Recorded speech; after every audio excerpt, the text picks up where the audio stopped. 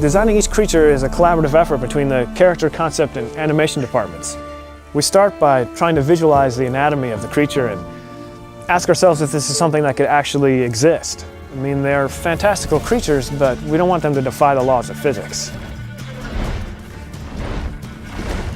In order to become the best monster hunter, you must first learn how to understand your foes. Books and essays usually give you the information you need, where they can be found, their attack pattern, and what they fear. And it is your job to figure out the best way to kill them. Geralt has a lot of tools available at his disposal for fighting enemies in The Witcher 3. His steel sword, for instance, is used primarily for fighting human opponents, and his silver sword, which he uses for fighting monsters. Geralt can also use a crossbow for fighting ranged or flying foes that are trying to keep their distance from him. Crossbow is also very useful for fighting underwater against swimming monsters, such as the Siren. Harpies are vile feather creatures that fly around you and circle you.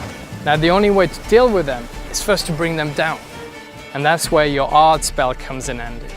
Sort of compressed air that will bring them down to the ground where you can finish them with your sword. Some monsters in The Witcher 3 can actually swim. These can attack the player while he's in the water and even go as far as attacking his boat. This can be really dangerous for the player if the monster has a natural affinity for water, such as the Drowner. Drowners are creatures that live in swamps and will snatch at anything that comes near their ponds. Now these particular creatures absolutely hate fire and they fear it. And that's where your Igni spell, a flame that bursts out of your hand, comes in handy. And that is the best way to kill them. With the werewolf, a bomb filled with silver powder will take away his regenerative abilities. This will make it much easier for the player to defeat him after.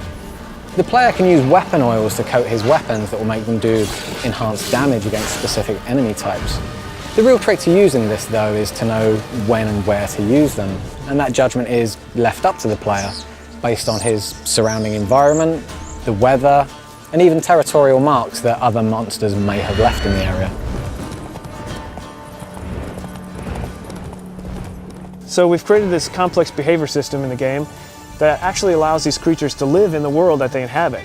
They're never just going to spawn in front of you artificially, and they don't just interact with the player. They interact with each other and with NPCs.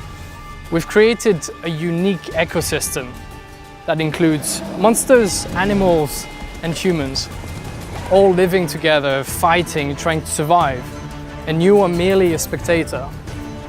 Now it is your choice to interfere with whatever is happening in front of you. But don't forget, every action you take in The Witcher has its own consequences.